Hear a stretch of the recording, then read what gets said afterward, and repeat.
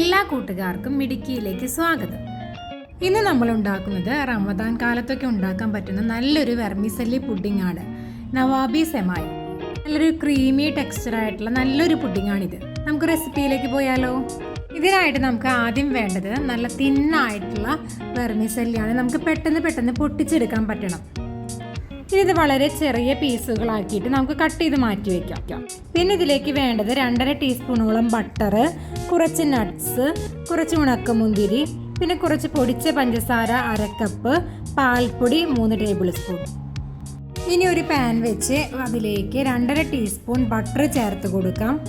അതിലേക്ക് നട്ട്സും കിസ്മിസും ചേർത്ത് നന്നായിട്ടൊന്ന് ഫ്രൈ ചെയ്തെടുക്കാം. നന്നായി ഫ്രൈ ചെയ്ത ശേഷം ഇതിലേക്ക് നേരത്തെ പൊടിച്ച് വെച്ചിട്ടുള്ള വെർമിസെല്ലി ചേർത്ത് കൊടുക്കണം. ഞാനിവിടെ എടുത്തിരിക്കുന്നത് നന്നായി ഫ്രൈ ചെയ്തിട്ടുള്ള വെർമിസെല്ലിയാണ്. അപ്പോൾ പിന്നെയും ഫ്രൈ ചെയ്യുമ്പോൾ നമ്മുടെ നവാബി സെമായിയുടെ കളറൊന്ന് ചേഞ്ച് ആകും. അപ്പോൾ എപ്പോഴും ഫ്രൈ ചെയ്യാത്ത വെർമിസെല്ലി എടുക്കുകയാണ് ഏറ്റവും നല്ലത്. വെർമിസെല്ലി നന്നായിട്ട് ഫ്രൈ ചെയ്ത് വരുമ്പോൾ അതിലേക്ക് പൊടിച്ച് വെച്ചിട്ടുള്ള 1/2 കപ്പ് പഞ്ചസാര ചേർത്ത് കൊടുക്കണം. നന്നായി യോജിപ്പിച്ചതിന് ശേഷം ഇതിലേക്ക് 3 ടേബിൾ സ്പൂൺ പാൽപ്പൊടി, അതായത് മിൽക്ക് പൗഡർ കൂടി ഇതിലേക്ക് ചേർത്ത് കൊടുക്കണം.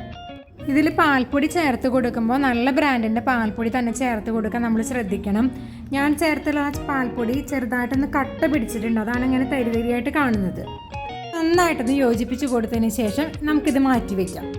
ഇനി ഇതിലേക്കുള്ള ക്രീമി ഫില്ലിങ് തയ്യാറാക്കാം. അതിനുവേണ്ടി ഒരു പാനിൽ 1/2 ലിറ്ററോളം പാലെടുക്കണം. ഈ പാലിലേക്ക് 1/2 കപ്പോളം കണ്ടൻസ്ഡ് മിൽക്ക് ചേർത്ത് കൊടുത്ത് നന്നായിട്ടൊന്ന് യോജിപ്പിച്ചെടുക്കാം. ഇതിനുശേഷം ഇതിലേക്ക് 2 ടേബിൾ സ്പൂൺ പാൽപ്പൊടി കൂടി ചേർത്ത് കൊടുത്ത് നന്നായിട്ടൊന്ന് യോജിപ്പിച്ചെടുക്കാം.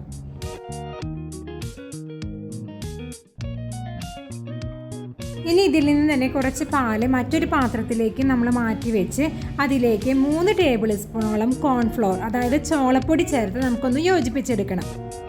നമ്മൾ ബോയിൽ ചെയ്തുകൊണ്ടിരിക്കുന്ന പാലിലേക്ക് 1/2 ടീസ്പൂൺ വാനില എസൻസ് കൂടി ചേർത്ത് കൊടുക്കണം.